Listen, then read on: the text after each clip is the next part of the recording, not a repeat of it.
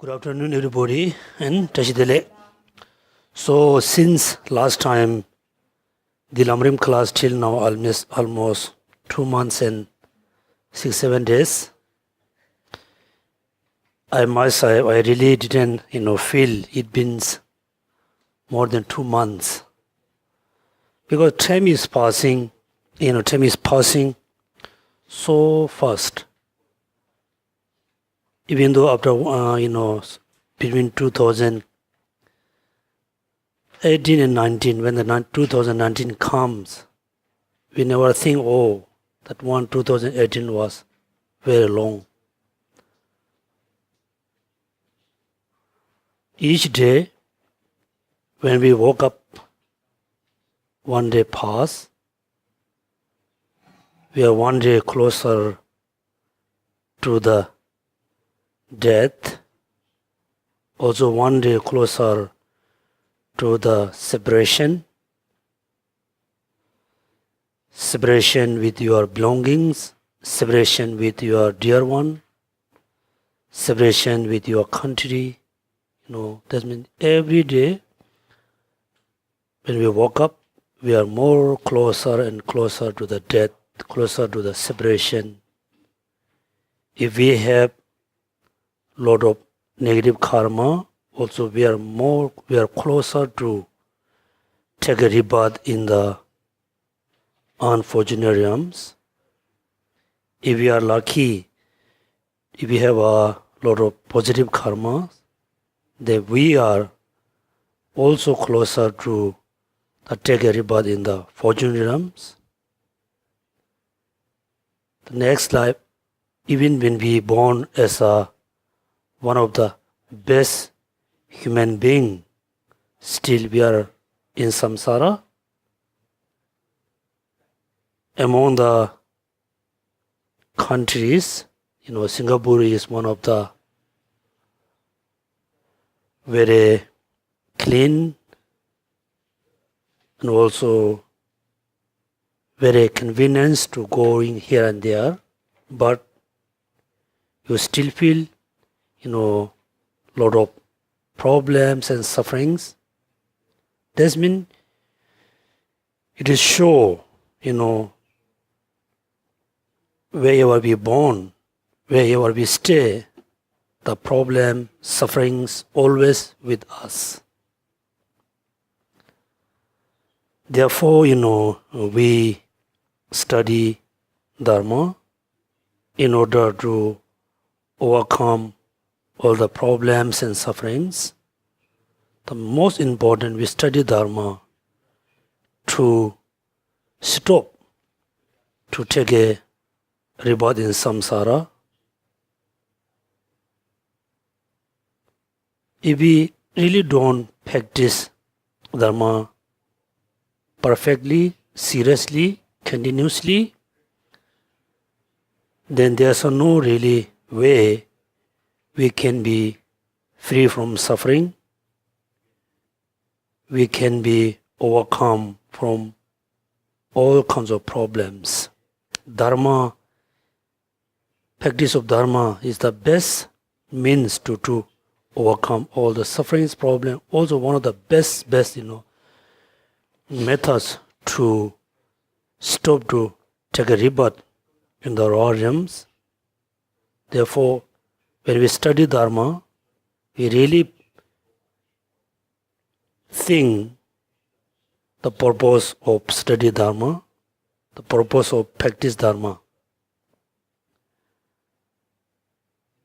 Even in this lifetime, since we were born, we were trying to achieve something. All of you went to school, like a primary, the high school, the university, colleges. Then also you take few months for practice. Then you thought, I complete my education. Then we try to have a job, try to get position, try to earn money. But still, we feel, we are not really happy. Because I told many times, because we really don't know how to achieve happiness. We really don't know how to overcome, the problems and sufferings. We thought, most of people think, if I am physically healthy, I will be very happy. Therefore, many people try to eat many different kinds of food, many different types of exercise to have a perfectly healthy body. Even though he or she is physically very healthy, still he or she is very unhappy. And also many people thought, if I have a good position, lot of money, with a nice family, I will have happy and perfect life. Even though you have all of them, still you or the person is totally unhappy. Therefore, if we really wish to be happy, of course we need all the the material things, as well as we really need to know how to reduce, how to minimize, how to make a lesser all the negative thoughts, particularly attachment and anger and hatred. Buddha Shakyamuni, he taught many different types of teachings, 84,000 types of teachings. When we think about all the teaching, is explained how to renounce, how to overcome all the problem and suffering, how to achieve happiness, how to achieve ultimate happiness. When we open Lamrim books, also it teaches us, how to renounce, how to develop compassion, how to develop good heart, how to achieve happiness. Studying Lamrim, studying Dharma is not really, against which you really want. Is help you to achieve what you want to be. Therefore, somehow you spend your time with study Dharma, also you spend your time with practice of Dharma. Why not, we be more serious about studying and practice? Otherwise, the time passing like that, you study Dharma, practice Dharma, recitation, then one day you are in bed, you cannot walk up, you cannot get up, you cannot eat. And that time, even though you practice Dharma whole life, at the moment of the death, the Dharma which you learn, also it really cannot help you to stop, to take a rebirth. It cannot help you to overcome problems and sufferings. Therefore, we must be more serious. The serious doesn't mean, you have to be, monks and nuns. No, you can be a perfectly ordinary person. You can have a families, you can have friends, you can have a, nice house, eat good food, but always control your negative thoughts, always control your bad motivation. If you control your bad motivation, you should not have, you should not have a negative karma. If you always control your negative thoughts, then at the moment of the death, you're able to control the negative thoughts. You can have only positive thoughts. If you have only positive thoughts, moment of the death, then 100% sure, you really can trust to Buddha. The next life, you can have the perfect and happy life. So everybody, be more serious about study and practice. Serious doesn't mean I told you, you have to leave everything. No, you can be very serious practitioner, in Singapore with your job, with your position, with your money, with your house. It's perfectly okay. Then before we start new lesson, I hope everybody has done the homework. When I opened my Lamrim book, I found this piece. This is one of the homework, right? Where? Okay. So before that, because we are, right now we are we are studying one of the very important, very necessary subject, which is spiritual insight. Until this chapter, when we think about, the small scope being practiced, or when we think about, the karma, all the effect emotions, all of it is explained, the cause of sufferings. After that, we study about taking refuge into Buddha, Dharma, Sangha. It teach us, when you realize sufferings, when you realize, all the problems, then it teach us how you can overcome. You can overcome all the problems if you really believe, rely on Buddha, Dharma, Sangha. Within the three refuge, right? Dharma is very important. Within the practice of dharmas, the renunciation, then, believe or faith into law of causalities, those are explained again renunciation. Then bodhicitta, 6 perfections.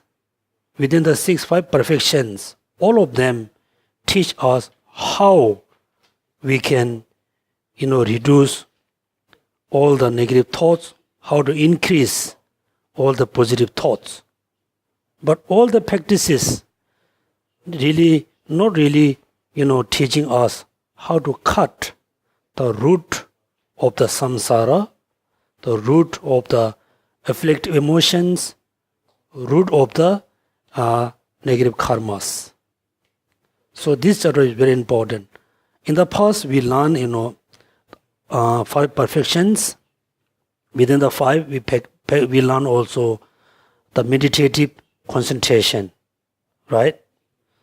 So everybody, please don't open your Lamrim book. So I will ask you few questions related to the meditative concentration. I hope. So when you meditate, when you meditate on something, doesn't matter, meditate on compassion, meditate on emptiness, impermanence, or just meditate on, your breathing meditation. What you need? You need a object to focus, right? You need an object to focus. You need a something to look at by your mind, the 6 mind, not the 5 senses. When you focus on object of meditation, there are 3, very big obstacles. 3. What are they? Laxity, excitement, then lethargy, right? Excitement, laxity, and lethargy. Now, so for example, when you focus on a object of meditation, sometimes the mind is not stay there.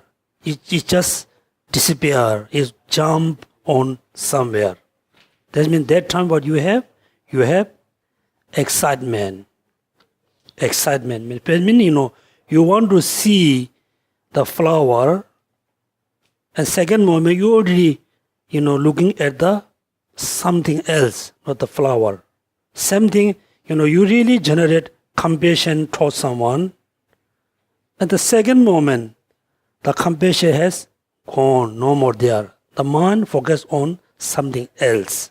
That means that time you already got excitement. Then second, laxity. What does mean? Let's say everybody, in the retreat, we are meditating on impermanence. First moment, you remember impermanence. Then your mind fully focus on where? Impermanence. Then second moment, your mind is not on the impermanence, your mind is on the emptiness. That means your mind already excited, is gone somewhere. Right? Then laxity means, what does mean laxity?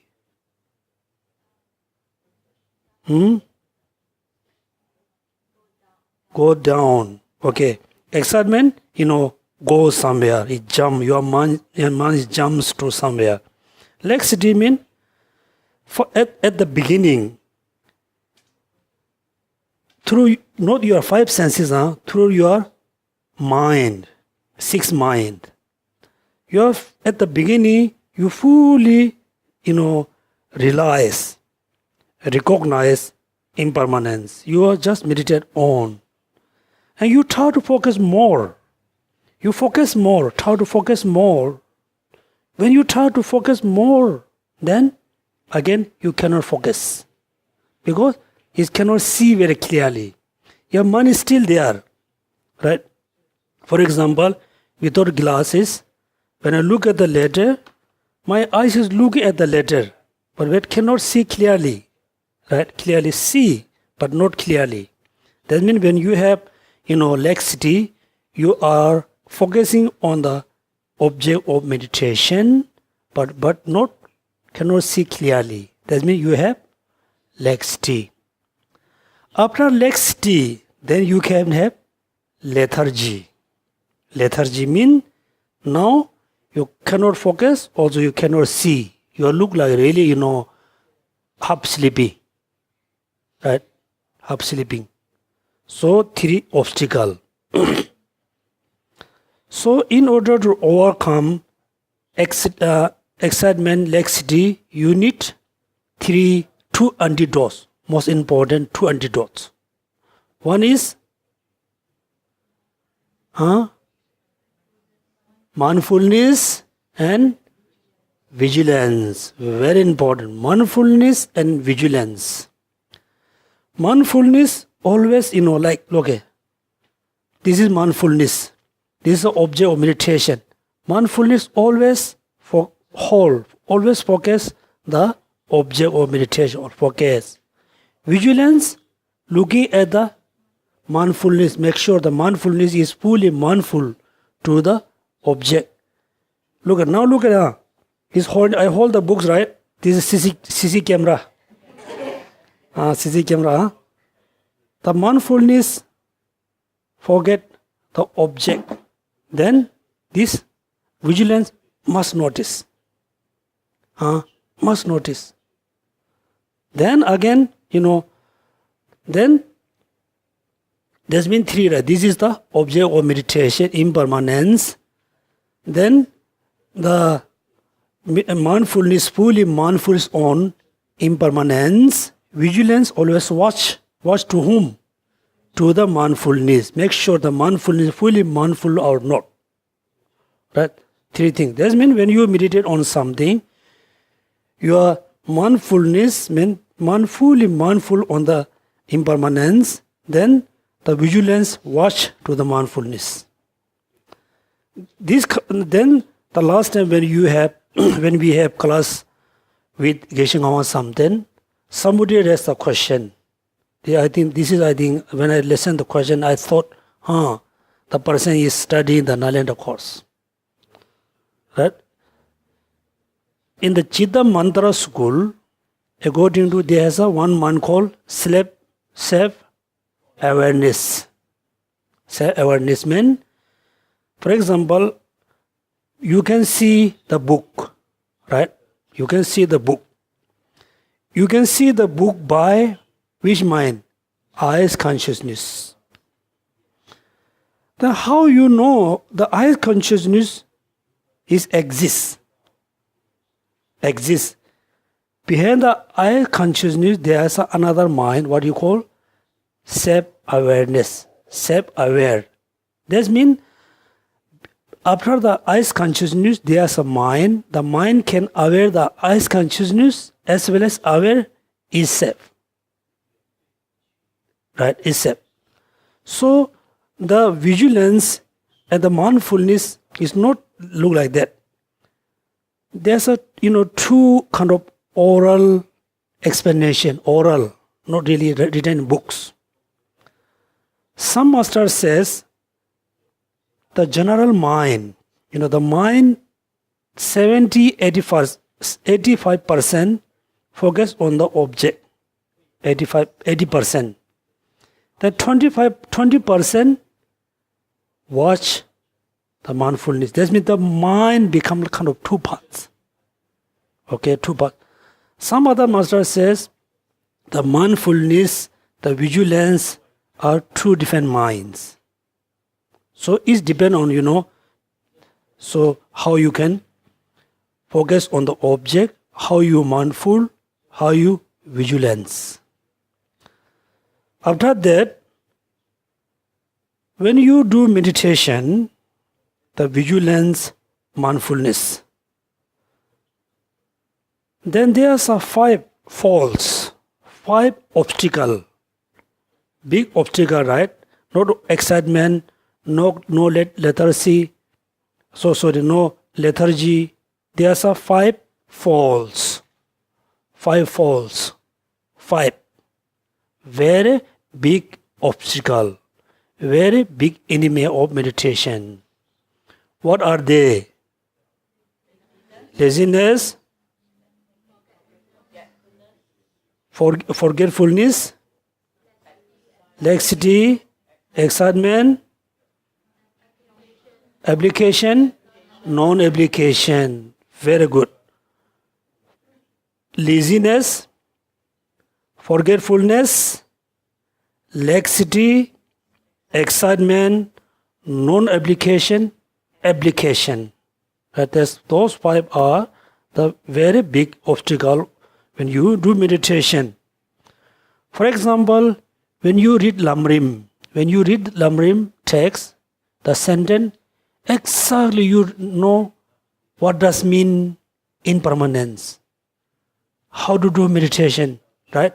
Then you close the book, you try to meditate on something, then suddenly you forgot. You forgot what does mean emptiness, what does mean impermanence. You forgot, right? So, since we practice, since we study Lamrim, I think, we remember 10%, 90% already forgot, right? Forgot. Why we forgot 90%? Why? Because of laziness. We read one time, then close. We listen, teaching for one time, then we didn't. We are very lazy. That's why for us very easy to forget. We have very strong forgetfulness mind. Forgetfulness, mainly is forgetfulness referred to the object of meditation. How to meditate, how overcome when you face the problem. Forgetfulness, then laziness. Then we already studied laxity, excitement, non-application and application. What does mean? Non-application and application mean. What does mean? No putting effort. When and what?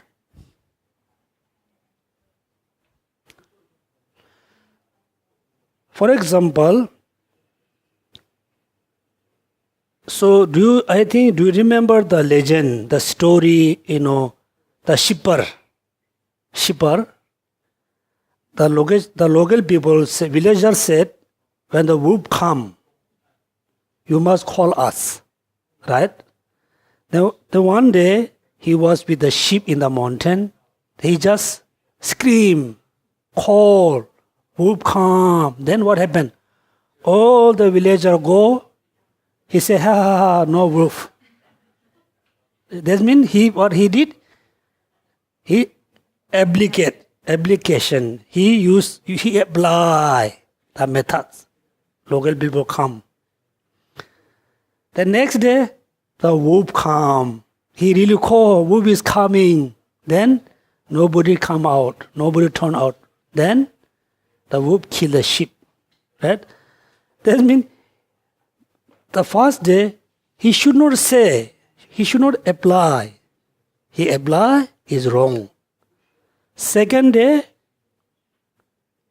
no, first day he should not. Second he should, but it's the wrong time. Right? That means when you meditate on impermanence, your mind is fully focused on impermanence. You are okay. You are perfectly meditate on impermanence. You thought, I want to put more effort. You apply the effort. Then you cannot focus. Also, you cannot see the object very clearly. That means you apply. You no need to apply that moment, but you still apply. It become obstacle. Right? For me, I have one problem. When I try to fix something, it's perfectly okay, but I still want to fix more precisely than broken something. Yeah. So that means when you meditate emptiness, you must know how to focus, how you should not focus. When excitement comes, you must, apply the antidote. If the excitement and then laxity not, occur, then you no need to apply the antidotes. You must know when you should apply antidotes, when you should not apply antidotes. If you no need to apply, if you try to apply, it become obstacle. You must apply, but you didn't apply, also become obstacle. Right? That means 5 faults. What are the 8 antidotes? 8 antidotes of the 5 faults. 5 faults are the faults for, obstacle of the meditation. It has 8 antidotes. What are you doing? What are the 8 antidotes? Yearning, effort, confidence.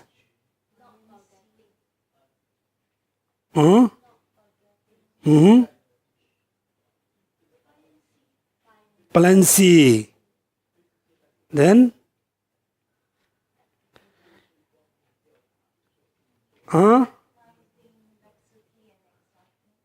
okay, first one, yearning, effort, confidence, plancy, not forgetting. Okay, those are the 8 antidotes. Okay, that means there's 5 faults, laziness, within the 8, 5 are the antidotes for the laziness. Laziness. Okay. Plancy, plancy, right? Plancy has how many types of plancy? 2 types. What are they? Yeah, physical and mental plancy. Plancy, right? So, what does mean plancy? Physical plancy, mental plancy. The antidote is serviceable. Physically serviceable, mentally, serviceable. For example, at the beginning, our body, posture is completely okay. It's very perfect. Physically, you are sitting very perfectly. But when people can see you, you can say, yes, he or she, posture is very nice. Then 2, 3, 5, 10 minutes, you feel tired, right? Then you do moving like this, because you feel tired physically. Mentally, you still okay. You want to do continuous meditation. Physically, you feel tired. Physically, you are not tanned, right? This means, you don't have the physical plan C. Physical plan C. The mental plan C, the physically you are okay. You can sit in the sitting meditation, sitting posture for 2-3 hours, but you forgot the object, you feel sleepy, you feel tired, you feel lazy, you don't want to do meditation. That means you don't have the mental plan C, right? So these two, the obstacle of the plan C will be overcome when you fully accomplish what? Shamatha, right? Shamatha and Vipassana, Shamatha, right? When you fully accomplish, when you achieve Shamatha, then you are free from the physical problems and mental problems. You can sit in the sitting position, your physical posture can be stay 4 or 5 hours without moving.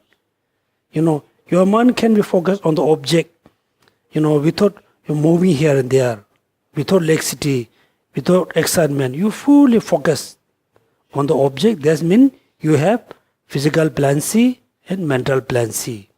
It can be achieved when you achieve Shamatha. Clear, right? Shamatha.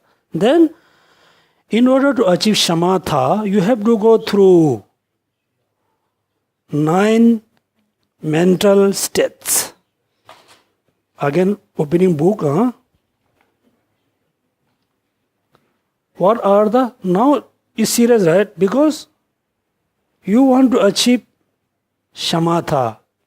Shamatha can be achieved when you achieve, Vipassana. Vipassana or special insight can be achieved when you achieve Shamatha. Shamatha can be achieved when you achieve the 9, mental states. The 9 mental state is step to achieve the Shamatha. 9 mental states. What are they? Mental placement.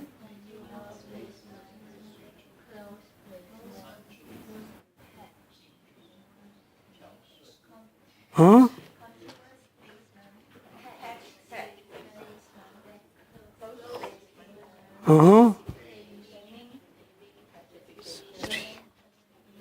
Prescription. Okay. 73, page number 73, right? 1, 7. No. 2.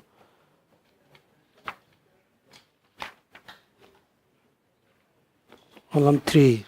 Okay. You open about the 9 mental state.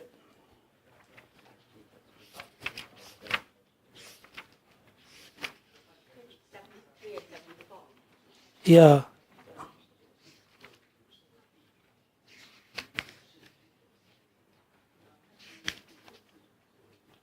Oh, yeah, 73. The actual stages in which the mental state develop, there are the 9 mental states, right? So Shamatha is in the kind of second top. The last top is special insight. Special insight can be achieved when you achieve Shamatha, karma barding. Shamatha can be achieved when you achieve the 9 mental states. Clear? Among the 9, what is the number 1? Mental placement. So without looking at your Lamrim, what does mean mental statement? Mental placement. Yeah, just mean look at the beginning, the book is so heavy, you just lift up for a short moment. It's okay to drop. That's me. At the beginning, you should not try to focus on the object for a long time. You cannot. You just focus for 1 minute, 2 minutes. Then take a rest. Take a rest. Right? Even though you thought, I am able to focus on object for 10 minutes, you are not really. You thought you are not really focusing on the object. First, you just I think everybody has experience. How to teach walking for the baby. At the beginning, you just hold the hands, walk few steps, then baby fall over. It's okay. Then again, you hold the hand, walk more. That means first you just focus. Should not try to have the long period or time. Mental placement. Second, continuous placement. Right? Placement. That means first you focus on the object for 1 minute. Second, 2 minutes. Third time, 4 minutes. Right? Then you try to have a continuously focused object for 3 minutes and rest. Again, 3 minutes and rest. 3 minutes and rest. Then, extend the time, expand, make it longer. Then 5 minutes. Continuous placement. Number 3, patch placement.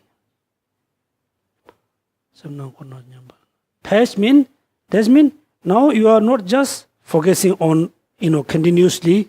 You are focusing also, you able to see very clearly the object of meditation.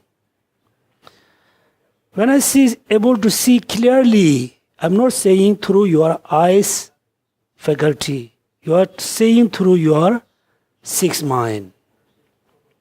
Right? For example, here we just, think about, for example,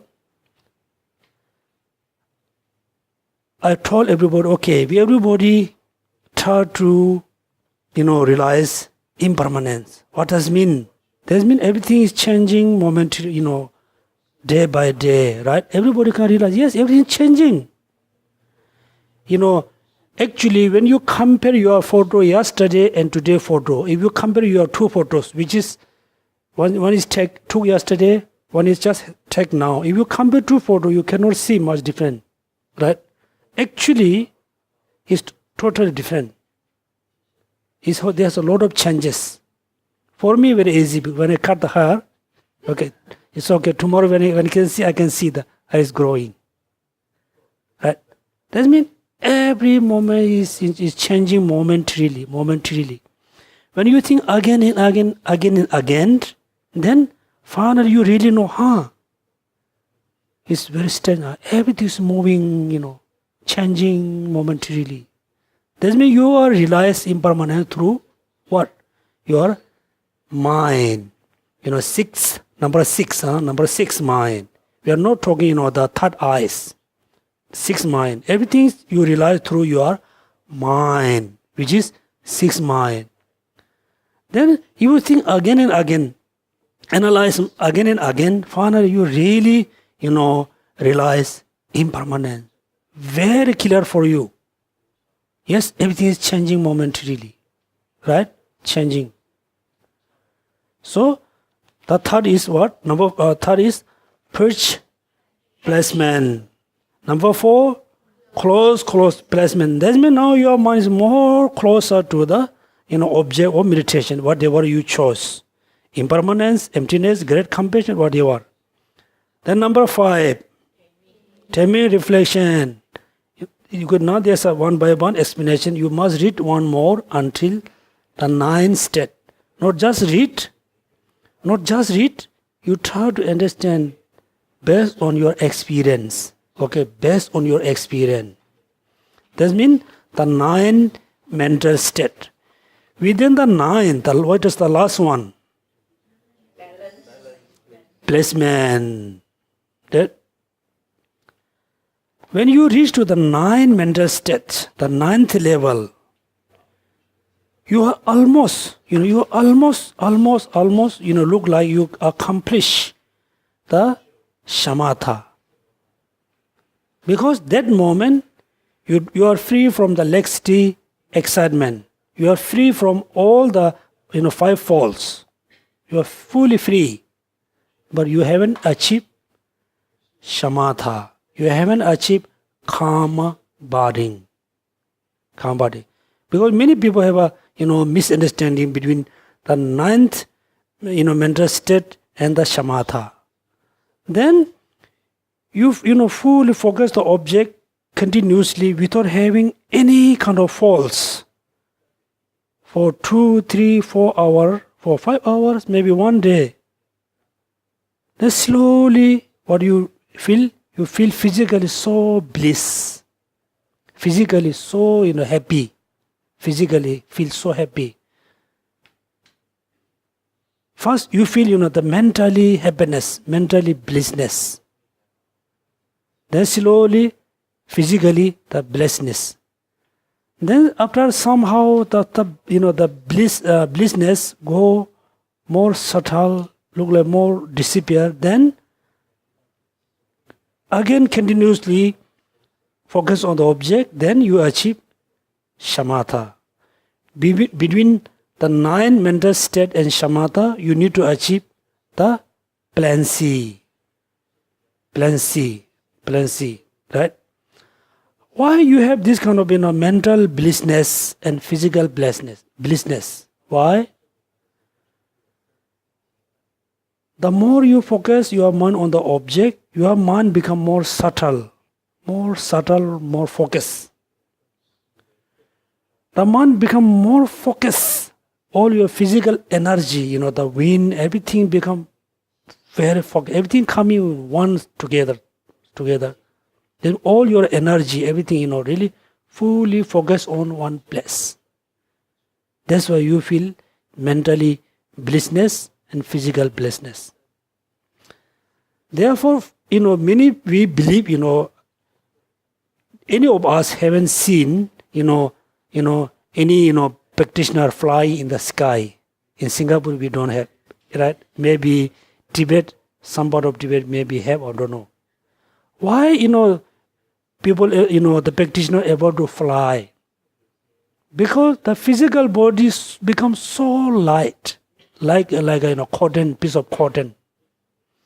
Becomes so light due to achievement of the physical plancy and mental plancy. That's why the body becomes so light. Also, you cannot believe, there's a practice we call, there's a particular practice how to lift up your body, how to lift up, how to bring down, how to lift up, how to bring down. That means people, visualize the channel. Through the visualization of the channel, the practitioner able to feel the wind in the channel. Look like, the bubble, right? Bubble? Bloom, right? If you throw the bloom in the sky by hands, you can throw how high? Maybe 20 meters or 30 meters, then come down. After you pull the gas, right? Gas, helium gas you fill and you release, it's going to fly. Yeah, you want? You want to see? If you give me $10 million, I will fly. 10 million. Because you don't have 10 million, I don't have to fly. Okay, it's just, there's a practice how to lift up your body, how to, bring up, how to bring down. If, according to the, some practitioner, experienced people said, lifting up your body is quite easy. It's quite easy. But when you bring down, it's not easy. It just, drop. It cannot control very easily. That's why in many parts of Himalaya, when you go in the remote area, you can see there's a building, just I think door, no window. And also there's no, shed, no roof. It's total open. That's why, the practitioner to practice, go lift up, make sure not fall here and there. That's why, somebody has seen, some practitioner coming up. He see the head going down. That's why, many people thought how, people can fly without wing. Because the physical body become very light due to achievement of the plan C. That means physically you have become very light, mentally, very surveyable. That means the 9 mental states. So you can be achieved the 9 mental state when you practice 6 forces. What are the 6 forces? Hearing, reflection, mindfulness, to some vigilance.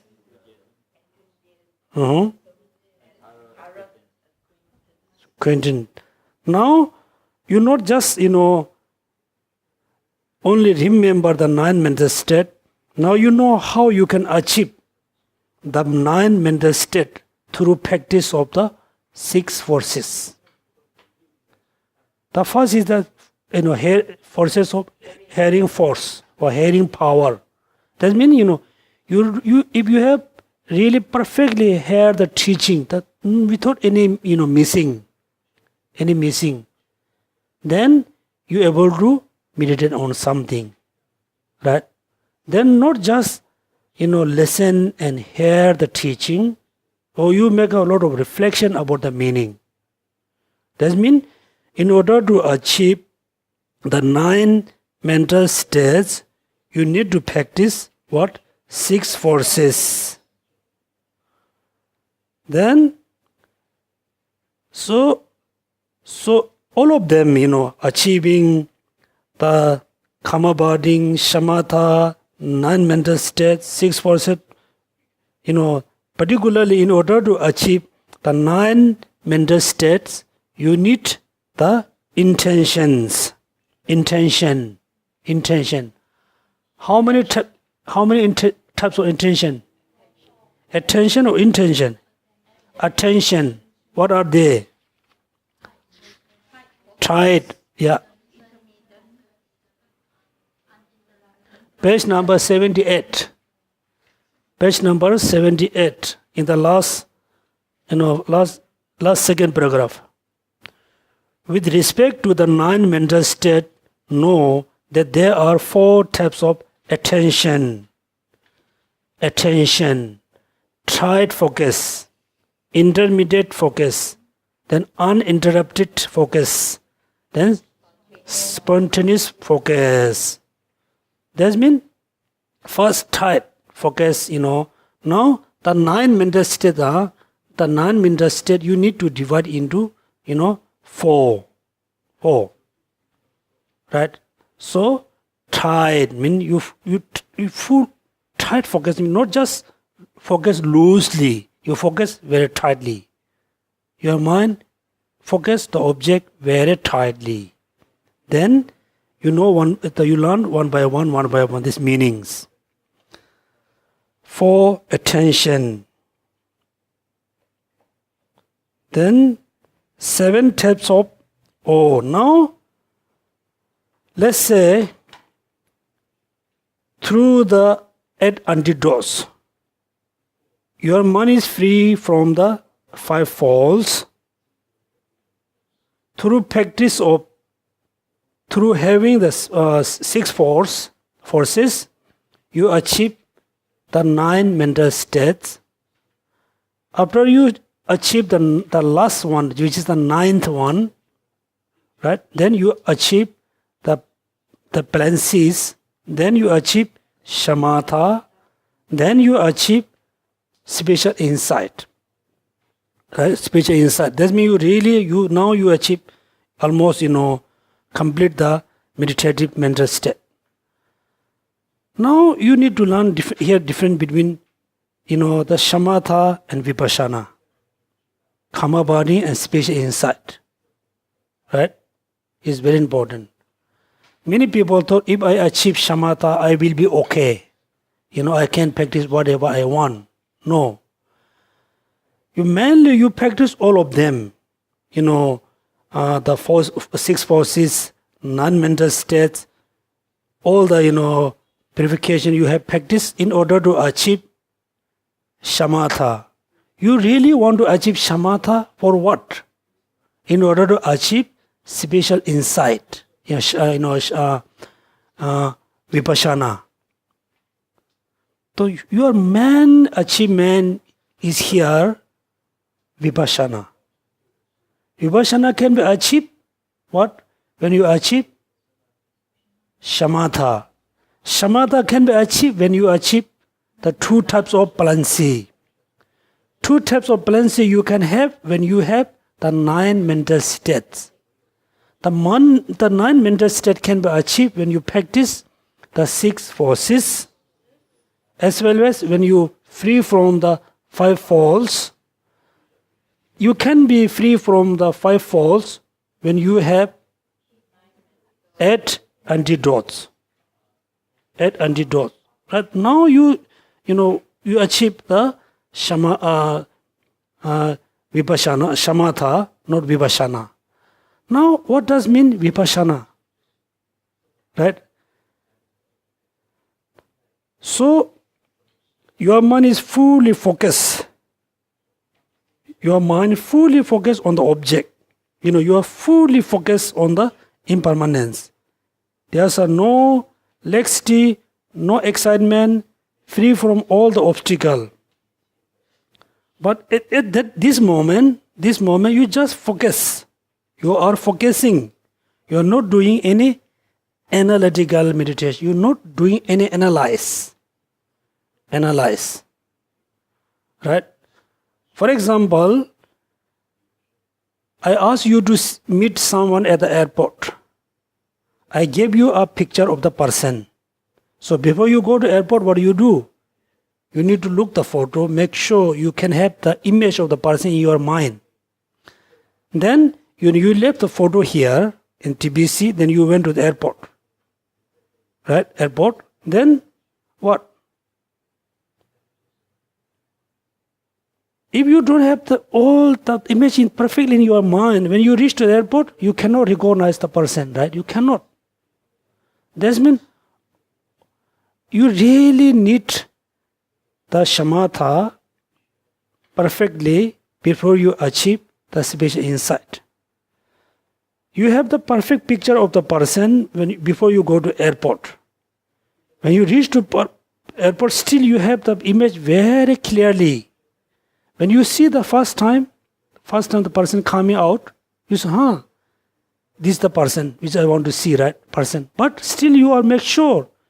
You are comparing the eyes is same or not, the face, the hair is same or not. You are still doing some analysis. Right? That means spiritual insight is you see the person in real, still you are not 100% sure. You are doing some study or some analysis. Then this means you are focusing the person, you are looking at the person, at the same time what you are doing? You are doing analysis. Right? That means you focus on the impermanence, not only just focusing, you are doing analytical meditation or the object of the meditation. That means there's a two together, right? Focusing, also analyzing. Two together. So when you are able to do two together at the same time, then you really achieve spiritual insight.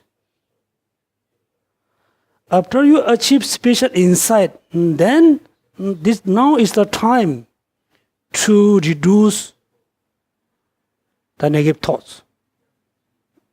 Okay, before you are just reducing, excitement and the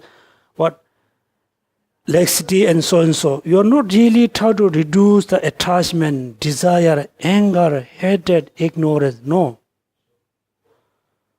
Then, do you remember within the shamatha, how many types of shamatha and spiritual insight? How many types of shamatha? How many types of spiritual insight? 2. What are they? Mundane and supramundane. Okay? Make sure when you think about, when somebody talk about shamatha, you must know there's a two types of shamatha. There's a two types of spiritual insight. Otherwise, you keep hearing shamatha, or spiritual insight, you don't have any perfect knowledge. Shamatha, what are they? Two types? Mundane and supermundane. Right? Mundane and supermundane. What does mean mundane? What does mean supermundane?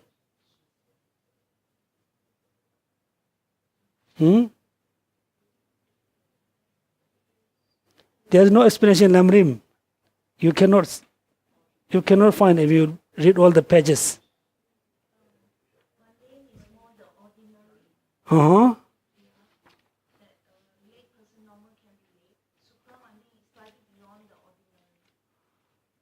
I think you are explaining one of the English word, supermundane and mundane. What exactly mean? For example, shamatha, one shamatha can be mundane, one shamatha can be supermundane. Why we call mundane? Why we call supermundane?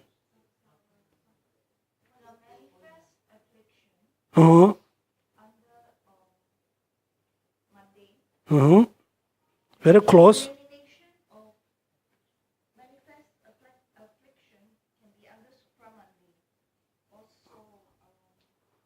Okay, it's very close. Let's say everybody have an attachment, right? Attachment. So we try to reduce attachment. One, we just reduce, just reduce. I cannot eliminate. I wish to reduce, but I cannot eliminate. You just want to reduce. You call manifest, right? Manifest affliction, afflictive emotions, manifest anger, manifest attachment, ignorance, so and so. So, the supermundane shamatha and special insight can only able to reduce until, not really manifest. Just reduce. For example, killing the person, giving some, what you call the injection, person become unconscious. When before operation, people give.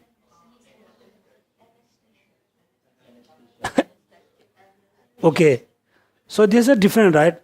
When you give injection, the people can become kind of unconscious, cannot move for certain times. Then slowly, the people awake. Oh, I think we can have a break here.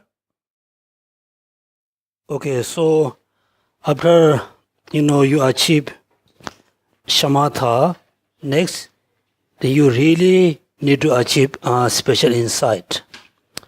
So that's why now you can open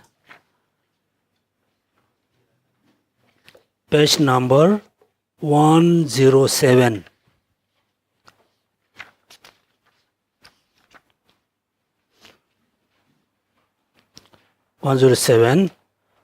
So before we start this one, so related to the mundane and supermundane. So when you achieve shamatha and special insight, now the special insight has two types. Shamatha has two types. One is mundane, one is supermundane. The mundane types of special insight and shamatha is common with Buddhists and non-Buddhists. Here non-Buddhists refer to the Hindu tradition in India. Now, you achieve the shamatha and special insight. That means you're able to focus on the object. At the same time, you have the ability to do the analytical meditation. Right? Next, what use for it? Use for what? Use for mainly reducing the there's a two purpose. One only to reduce, not for eliminating. Okay, just reduce, not for eliminating. The mundane special insight and shamatha, if you practice only the mundane types, it can reduce the desire, attachment, ignorance, reduce, cannot eliminate. Then also last time we studied about the three realms. What are they? Desire, form, formless realms. That means when we talk about the samsara has two meanings. One, the place where we were live. Right now we are living where? Singapore part of the desire realms, including desire. So as a human being, we live in the desire realms. So we have the desire realm attachment, desire realm anger, and so on and so. For example, right now we live in Singapore. I don't think we have the African attachment, African anger. The people who live in Africa, they have a African attachment. They have an attachment towards according to their environment, their people, their food and clothes. Right? So we live in desire realms. We have a desire realms attachment. Desire realm anger, so and so. Due to that, them, so we are not happy. Right? We are not happy. Then how we can reduce? Using the mundane shamatha and special insight. Now then, there are 7 intention, right? Attention. 7. What are the 7 attention?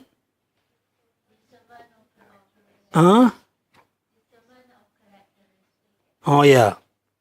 So you sorry, which second kind of belief. Okay, number 1, discernment of the characteristic. Number 2, arisen from belief. Number 3, isolation. Number 4, delay of withdrawal. Then number 5, analysis. Number 6, final application. Number 7, application. Those are the path, practice to reduce the desire, realm attachment, so and so. What's the number 1? Discernment of characteristic. What does mean? Discernment of the characteristic, right? Discernment means you need to differentiate. Wherever we live in the desire realm. We have a desire realm attachment. We want to reduce. How? Now you need to know the form and formless realms. Right? Within the desire realm, how many types of desire realms? How many types of desire realms?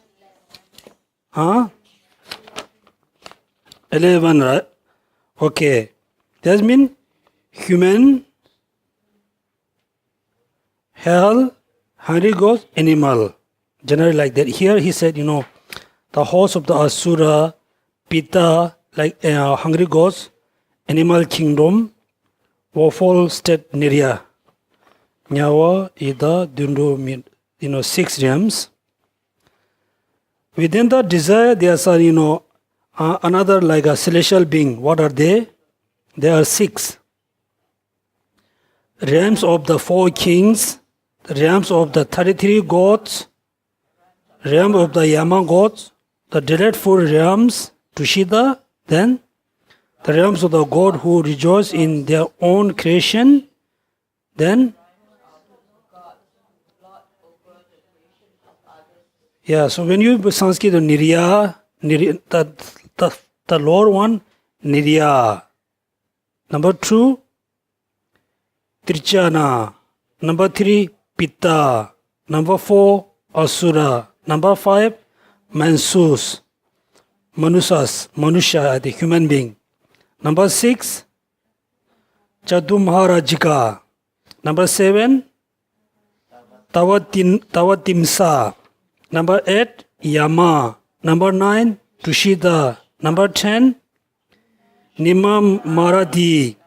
Number 11, Paranimadiwada Savati. Those include into desire realms.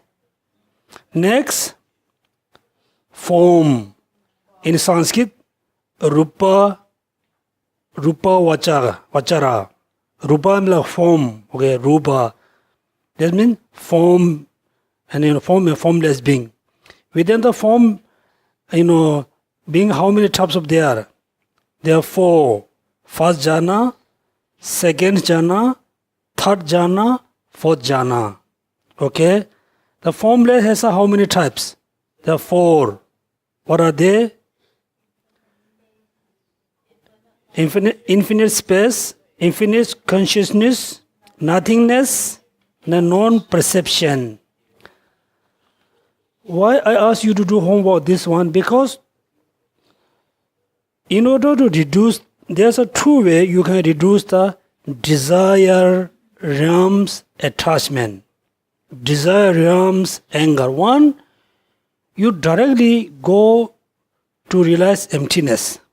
Emptiness, meditate on emptiness. It can reduce all types of desire, attachment, anger. Right? Another step, you don't have to realize emptiness. You just differentiate between desire realms and the form. Compared with form and desire realm, there's a big difference.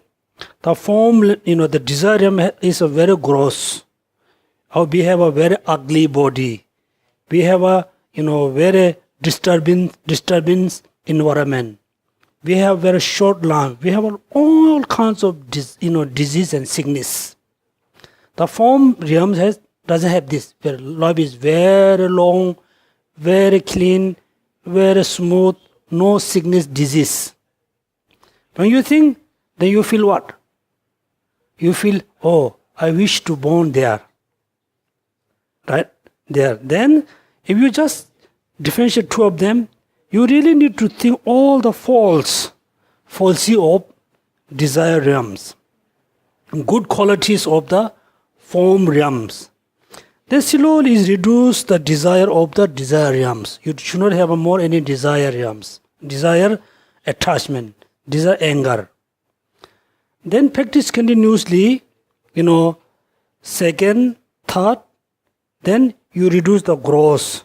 Then subtle, finally very subtle one, reduce. I'm not saying eliminating. Then look like you don't have any desire of desire realms. You don't have any desire with anything. Meditation, what we call mundane.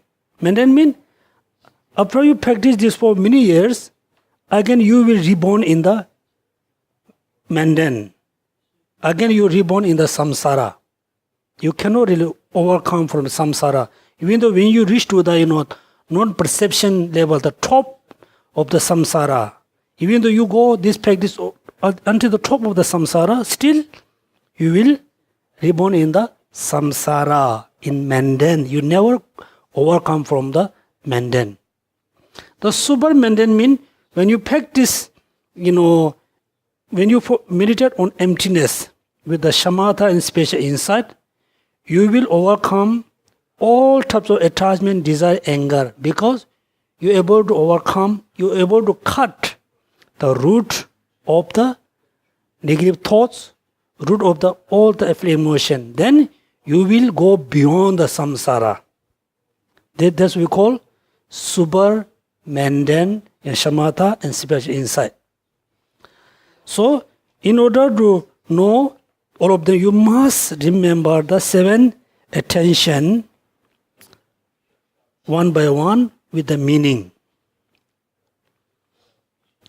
right? So now we start the new lesson, special insight. Is very important, so we will move, step by step. Make sure you fully understand, then you're able to practice. Page number what? 107. The question here, right? Why insight is needed? Why is it not just enough, the special shamatha? Why we need to practice insight? Insight. In Tibetan we call, lakthong. Jine mean shamatha. Ji ne. Ji ne. Special insight, la thong. Thong mean see. La mean like special insight. Shamatha, there's two words, right? Ji ne. Ji ne. Ji mean calm. Calm. What calm? Calms all the, obstacles. Calm all the distraction. You don't have any more distraction in your mind. You can focus the object for continuously. Calm means ji. Then second was ne. Ne. English word called calm abiding. Right? Calm abiding. That means calm, your mind become very calm. No more in distraction. Not only that, you continuously able to focus on the object, able to remind on the object, jine, right? Special insight means lak thong, is special, not just, calm abiding. Special because it is doing analytical meditation. That means why insight is needed. How to turn in insight? As I have explained, meditative serenity has the feature of non-discursiveness, right? When you achieve the shamatha, you don't have any more non-discursiveness. Your mind always remains with the object for many hours. When your attention is initially set on the single object of meditation, it stay there. That means no more what? Discursiveness. No more in distraction. You must stay there continuously. Not only that. Number two. What's number two? Clarity. You able to focus the object, fully able to focus very clearly with the clarity. And the mind is free what? Free from laxity and excitement. Right? That means full able to focus. You can see the object very clearly. The mind is free from laxity and excitement. Number three, benefit. Benefit what? Delight and bliss. This is talking about plancy. Okay, when you reach to the shamatha, your mind is very focused. Okay, no distraction. You very focused. Your mind is very clear about the object. You can see object very clearly. Your mind is very free from laxity and excitement. Not only that, you get very particular benefit, which are delight and bliss. You physically feel very sense of enjoy. You are able to focus. You can see the object very clearly. Your mind is free from all the obstacle. It is free from laxity and benefit, delight and bliss. However, you should not be satisfied with just this. You should not be just happy with this. What? You should not be just happy with the shamatha, which has a feature of non-discursiveness, free from laxity, Attachment, excitement with the clarity benefits. Right? That means it's clear. Let's say we everybody, already achieve shamatha. Example, we already achieve shamatha. That means our mind is very focused on the object. Not only focus, you can see the object very clearly. Not only that, the mind is free from laxity, excitement. Not only that, physically you got the delight and bliss. That means, you are so happy. You don't have any distraction. You physically, you are very happy, mentally very happy. That means you should not just, satisfy like that. However, you should not be satisfied with just this. Rather, developing the wisdom that properly determines the meaning of reality. You must cultivate insight. You should not be just happy with this mind. You must develop what? Develop wisdom. Wisdom, right? You need to develop wisdom. What kind of wisdom you need to develop? We are not talking wisdom of, realize impermanence. We are just not talking about, wisdom of knowing the certain things, particularly wisdom that properly determines meaning, reality, which is emptiness, which is selflessness. You must cultivate insight. Otherwise, since mere concentration is something Buddhists have in common, even the non-Buddhists, right?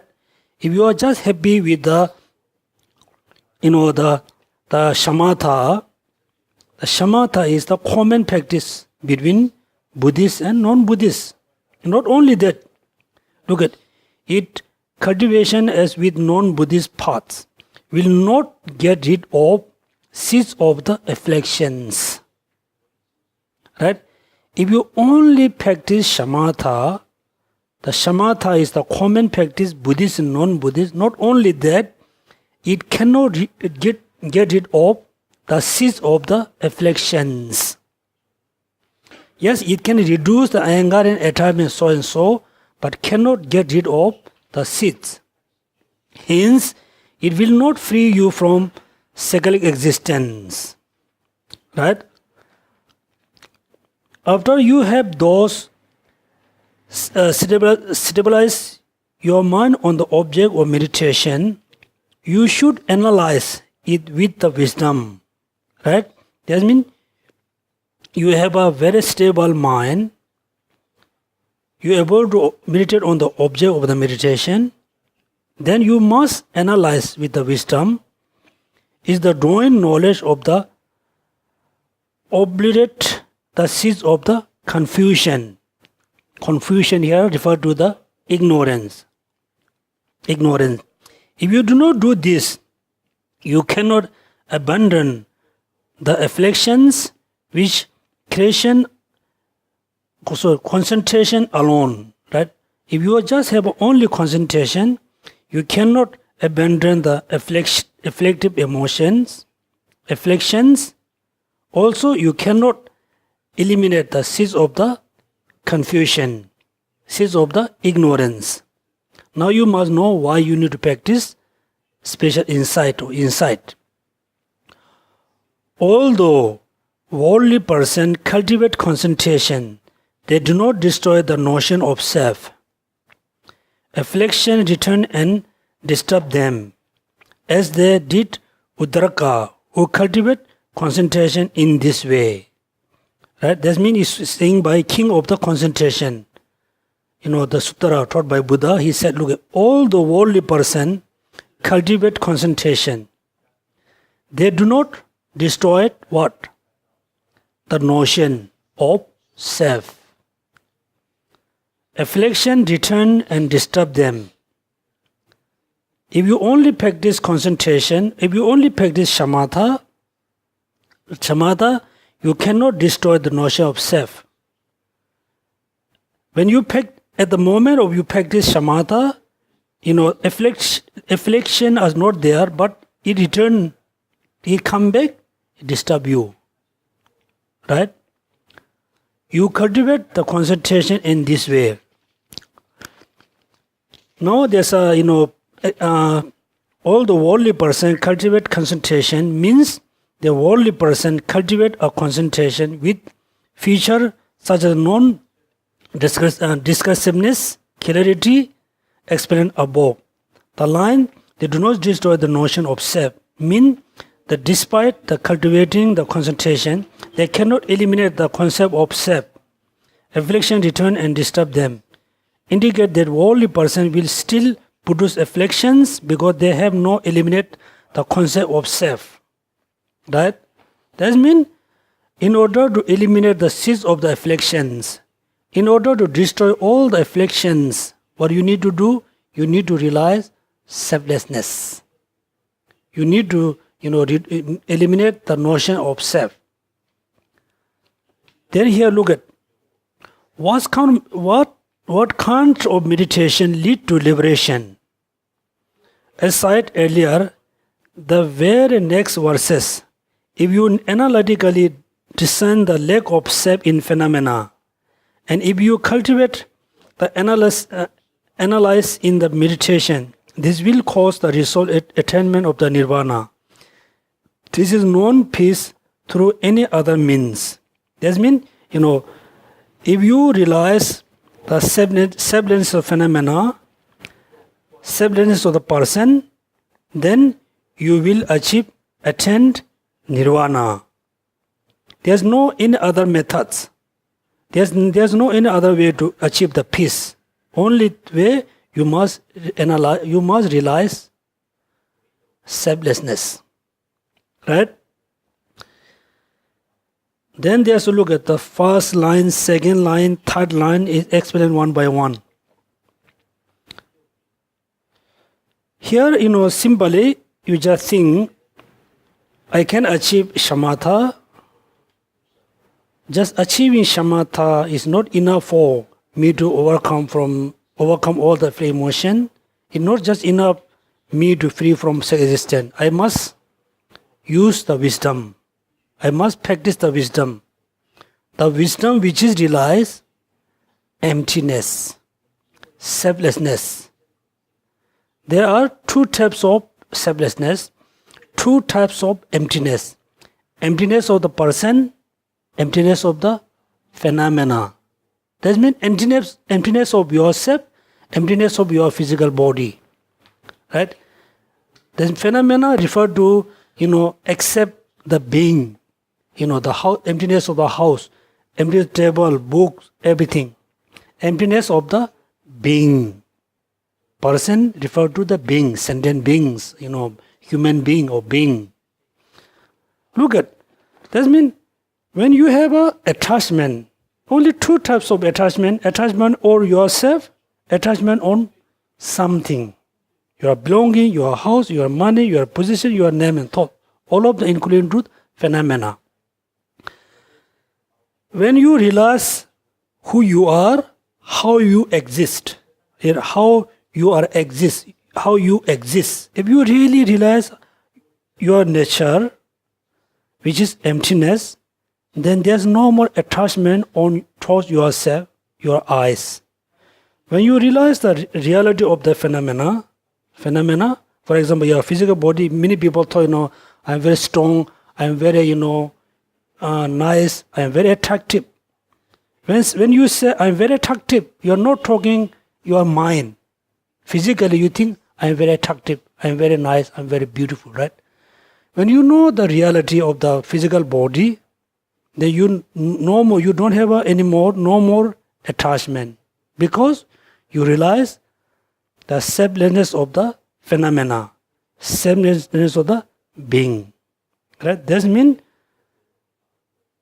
so when you achieve the shamatha, you're able to focus on the object. And then second, through your analytical meditation, right? Through your analytical meditation, you need to realize selflessness. You need to realize emptiness. That means, for example, we everybody, looking at the Marina Bay, Marina Bay garden, garden by the bay. When we go there, wow, so nice, many types of flowers, so beautiful, so nice, right? We can see so nice. Then we walk towards the garden, we reach to the garden, we enter the garden, still look, now you go more closer. You're going closer to the flower. You look more closer, then all the beauties disappear. Now then you can see, there's many types of flower. When you go more closer, you can see one type of flower. Still you can see the branches, the leaf and flower. When you look more closer, then you can see the patterns, right? Petals. Then still you go in, what you can see? Nothing, right? When you really see closer, at that moment you don't have any more the sense of, the clinging of the beautifulness. No more. Then you just come out, then you can see like this. So for us, we are just looking at the, flower from long distance. When you when you realize emptiness or selflessness, you are really looking at the object very closely. Right? For example, everybody have experience of the attachment towards human being. Yeah, you look, oh, he or she is so beautiful, so attractive, so nice. You see, nice, right? You go more closer. What you can see? Now, you cannot see anything. Right? So therefore, so important to meditate on emptiness and selflessness. Otherwise, you cannot get rid of the seeds of the emotions and ignorance and confusions. Okay, now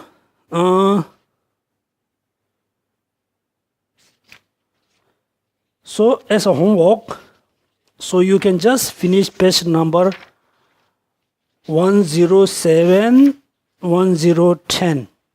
No, 110, sorry, 1110. That means just 2 pages. This is very important. Now you just read one by one. You really need, yes, this is so important. I must. Then next lesson, we will study or rely on the definite sources.